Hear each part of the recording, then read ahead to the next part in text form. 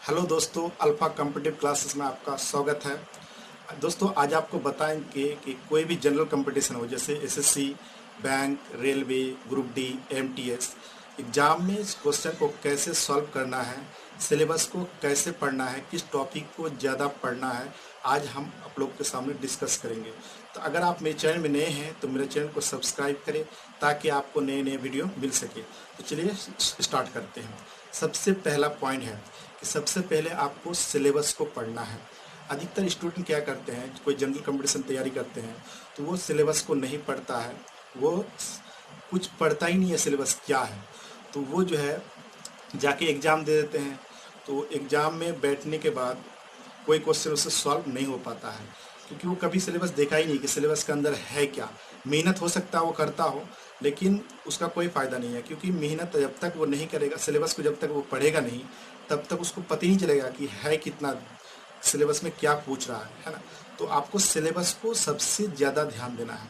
और ये मेन बात है, सिलेबस के अंदर जिस टॉपिक में ज़्यादा क्वेश्चन पूछते हैं, जैसे आपका परसेंटेज हो गया, प्रॉफिट लॉस हो गया, है ना, कैलेंडर हो गया, ये सब चीज़ जिस टॉपिक में ज़्यादा क्वेश्चन पूछते हैं, किसी किसी टॉपिक में ऐसा है कि आपको क्या करते हैं कि एक नंबर का पूछता है, कभी पूछता नहीं है, तो उस सब में आप पढ़ना है लेकिन कम ध्यान देना है। सबसे ज़्यादा जिसमें 5 क्वेश्चन, किसी में 2 क्वेश्चन, किसी में 3 क्वेश्चन पूछते हैं, उस टॉपिक को आपको ज़्यादा ध्यान देना है।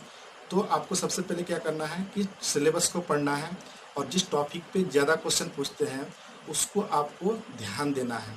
ठीक है। दूसरी बात, आप में कॉन्फिडेंस होना चाहिए। अगर मान लीजिए कोई चैप्टर आप सॉल्व कर रहे हैं क्वेश्चन, तो आपको उस चैप्टर में कमेंट होना चाहिए, अच्छा से पढ़ना चाहिए उस चैप्टर को। अगर उस चैप्टर से क्वेश्चन आए तो आप उसको सॉल्व कर पाए। ठीक है।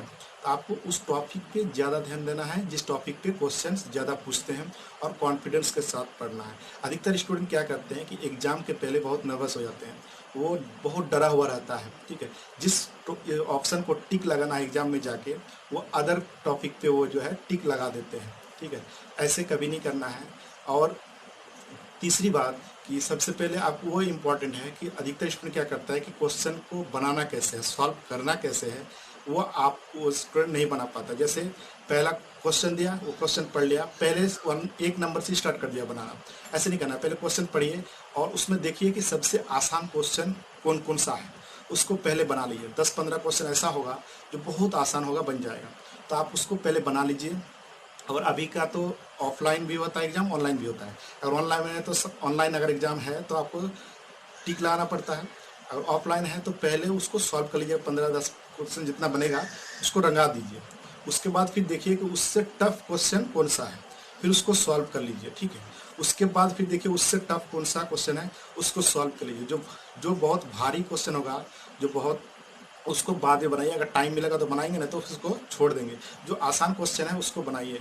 तो आपको एक क्वेश्चन में फंस के नहीं रहना है। अधिकतर इसमें क्या करता है कि एक नंबर से शुरू कर दिया। कभी कभी क्या करता है एग्जामिनर क्वेश्चन को जो है पहला क्वेश्चन ही बहुत भारी दे देता है। ठीक है।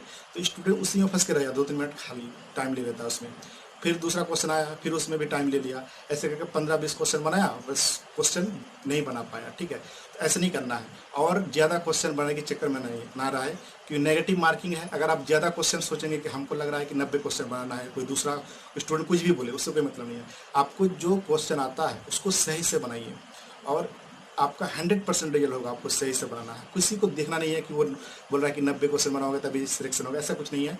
आप में नेगेटिव मार्किंग अगर है तो आप क्वेश्चन को जितना आता है क्वेश्चन उतना ही सॉल्व कीजिए, और अगर नेगेटिव नहीं है तो मार सकते हैं ऑप्शन। ठीक है। तो और चौथी बात कि आपको इक्वल क्वांटिटी में पढ़ना है। जैसे math, reasoning, GK, GS, English, कुछ भी हो, जिन जो आपको क्या करना है कि आपको इक्वल क्वांटिटी में पढ़ना, हर सब्जेक्ट पे ध्यान देना है। अधिकतर स्टूडेंट मैंने मुझे पूछा है कि सर मेरा मैथ, रीजनिंग बहुत अच्छे हैं लेकिन जीके जीएस पढ़ने का मन नहीं करता है, तो उसका ऐसे रिजल्ट नहीं होगा। क्योंकि देखिए हर चीज़ को इक्वल क्वांटिटी में पढ़ना है। ऐसा नहीं है कि मैथ, रीजनिंग बहुत ज़्यादा आपका नंबर आ गया और जीके जीएस में नहीं आया फिर तो आपका रिजल्ट होगा, कभी नहीं होगा। इक्वल क्वांटिटी में पढ़ना है, हर सब्जेक्ट को ध्यान में देना है। और आपको जो जो टॉपिक पे ज़्यादा क्वेश्चन पूछते हैं उस टॉपिक पे आपको ज़्यादा ध्यान देना है, आपका 100% रिजल्ट होगा। तो चलिए आज इतना तक। अगर आप मेरा वीडियो अच्छे लगे तो मेरा वीडियो को लाइक करें, शेयर करें, कमेंट करें, और मेरा वीडियो को सब्सक्राइब करना ना भूलें ताकि आपको नए नए वीडियो मिल सके। Thank you.